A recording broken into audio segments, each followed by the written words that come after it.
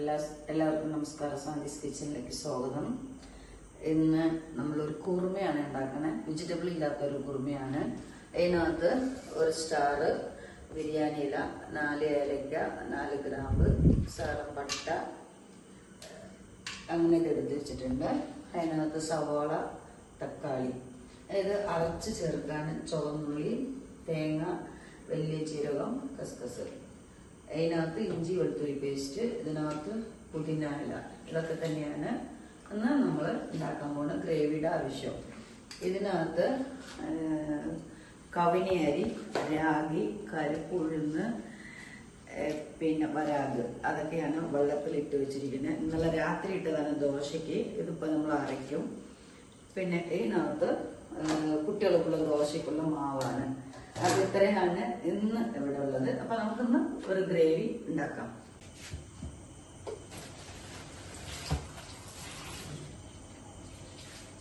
ഇതിന് എണ്ണ സല കൂടുതൽ ആവശ്യമാണ്. അപ്പൊ ഇത് ചെയ്യാം.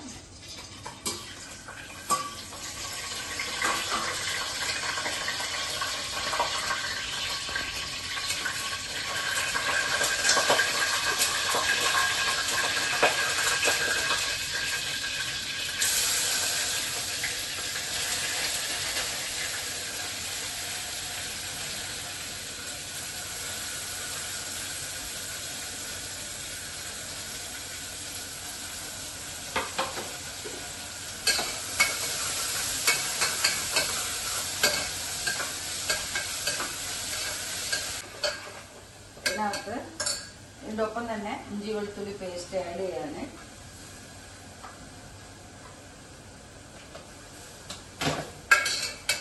എന്തെങ്കിലുമൊക്കെ കുറവുണ്ടെങ്കിൽ പറയണം. ഞാൻ പറഞ്ഞതൊന്നും മനസ്സിലായിട്ടില്ലെങ്കിൽ കമന്റ്സിൽ വിടണം. ഇത്രയും പരുവത്തിലാണ് എണ്ണയിലിട്ട് വാട്ടിയിരിക്കുന്നത്. എണ്ണ കുറച്ച് നല്ലോണം വേണം. നിങ്ങൾ ഒത്തിരി പേരുള്ള കാരണം കേട്ടോ ഇത്രയും സവാളയൊക്കെ എടുത്തിരിക്കുന്നത്. 1-2 പേർക്കൊക്കെ ആണെങ്കിൽ ഒരു സവാളയൊക്കെ മതിയാവും. ഇതിപ്പോൾ ഞാൻ എടുത്തിരിക്കുന്നത് 3-4 സവാള എടുത്തിട്ടുള്ളത്. തക്കാളി അതുപോലെ തന്നെ 5-6 തക്കാളി എടുത്തിട്ടുള്ളത്. ഇതെല്ലാം കുറച്ച് കൂടുതൽ എടുത്താൽ ഗ്രേവി ഇതാവുള്ളൂ. അതിന് നമ്മളിത് വെള്ളം ചേർക്കുന്നില്ല. അത് കാരണം തന്നെ. അപ്പം തക്കാളി ഇതൊക്കെ ഒന്ന് ആയി വരുമ്പോഴേക്കും നമുക്കിതൊന്ന് അരച്ചെടുക്കാം. നല്ല മഷിയോളം അരച്ചെടുക്കാം.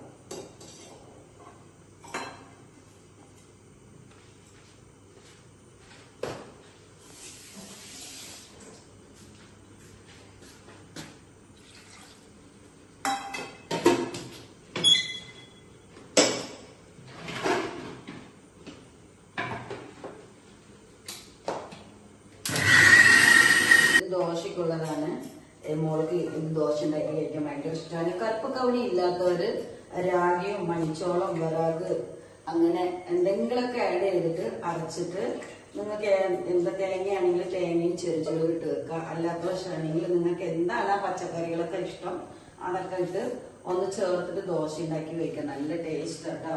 ഇനിയിപ്പോ കുറുക്കെണ്ണ കഴിക്കണമെന്നൊന്നുമില്ല. എനിക്ക് വെള്ളം പോലത്തെ ആഹാരം വേണം പറഞ്ഞിട്ടാണ് ഞാൻ അതങ്ങനെ ഉണ്ടാക്കി കഴിക്കുന്നത്. ഇങ്ങനെയും നമുക്ക് ദോശയായിട്ട് ഉണ്ടാക്കാം, പുട്ടായിട്ട് ഉണ്ടാക്കാം. അപ്പോൾ അങ്ങനെ ട്രൈ ചെയ്യാം. ഇതിനകത്ത് മുളക് പൊടി, ഗരം മസാല, മഞ്ഞൾപ്പൊടി, മല്ലിപ്പൊടി, ശകലം ശർക്കര, ഇത്രയാണ് ഇതിനകത്ത് ആഡ് ചെയ്യുന്നത്.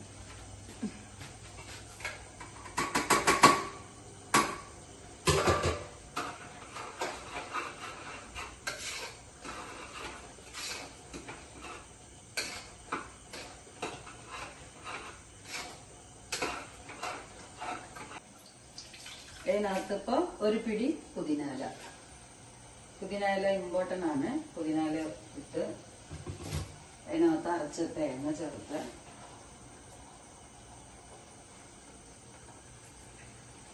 തേങ്ങ നല്ല മഷിയോളം അരച്ചെടുക്കണേ. ഇത്രയും നമ്മൾ വെള്ളം ആഡ് ചെയ്യുന്നുള്ളൂ.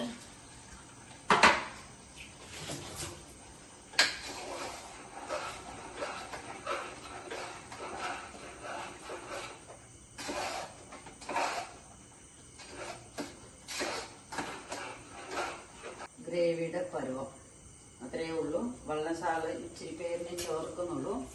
അരച്ച് വെച്ച വെള്ളം മാത്രമേ ഉള്ളൂ. ഇത് നന്നായിട്ട് സിമ്മിലിടണം.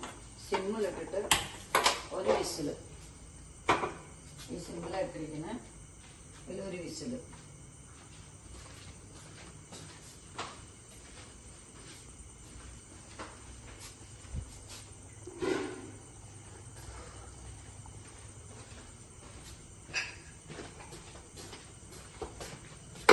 ഇനി നമുക്ക് ദോശ ഉണ്ടാക്കാം.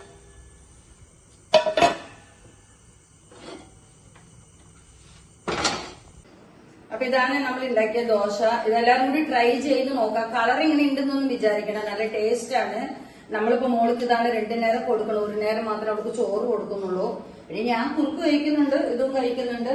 അപ്പൊ എല്ലാവരും കൂടി ട്രൈ ചെയ്യുക, എങ്ങനെ ഉണ്ടെന്ന് നോക്കുക, കമന്റ്സ് ഇടുക, ഷെയർ ചെയ്യുക, എല്ലാവരെയും ഷെയർ ചെയ്യുക, സബ്സ്ക്രൈബ് ചെയ്യുക. എന്തെങ്കിലും അഭിപ്രായ വ്യത്യാസം ഉണ്ടെങ്കിൽ പറയാ.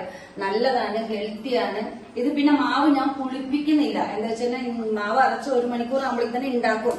എന്താ വെച്ചാൽ ചില ആൾക്കാർക്ക് ഗ്യാസ് ട്രബിളിന്റെ പ്രോബ്ലങ്ങളൊക്കെ ഉണ്ടാവും, നെഞ്ച് കറിച്ചിലുണ്ടാവും. അവിടെ മാവ് പുളിപ്പിക്കാതെ തന്നെ 1 മണിക്കൂർ വെച്ചാൽ മതി. അന്ന് അതിന് ശേഷം ഉണ്ടാക്കിയാൽ മതി. ഇതിൽ ഞാൻ തേങ്ങയും ചെറുചീരകം ഇട്ടിട്ടാണ് ഉണ്ടാക്കിയിരിക്കുന്നത്. നമുക്ക് ആവശ്യമുണ്ടെങ്കിൽ സവോളയും തക്കാളിയും പച്ചമുളക് ക്യാരറ്റ് ഇങ്ങനെയൊക്കെ ആഡ് ചെയ്തിട്ട് ഉണ്ടാക്കാം. മോൾക്ക് ഇതാ ഇഷ്ടം, ഇങ്ങനെ ഉണ്ടാക്കി കൊടുക്കുമ്പോൾ അവള് കഴിക്കണേ. അപ്പൊ അവൾക്ക് ഇങ്ങനെ മുറിന് കിട്ടണം. അപ്പൊ അതാണ് ഇങ്ങനെ ഇരിക്കണം. അപ്പൊ ഇങ്ങനെ ഇരിക്കണം വിചാരിക്കണ്ട. അപ്പൊ അങ്ങനെയൊക്കെയാണ് കാര്യങ്ങള്. അപ്പൊ ഇതെല്ലാം കൂടി ട്രൈ ചെയ്യുക, സബ്സ്ക്രൈബ് ചെയ്യുക, ഷെയർ ചെയ്യുക. എന്തെങ്കിലും അഭിപ്രായം വ്യത്യാസം ഉണ്ടെങ്കിൽ കമന്റ്സ് ബോക്സിൽ ഇടാം. അപ്പൊ ഓക്കെ, ബൈ.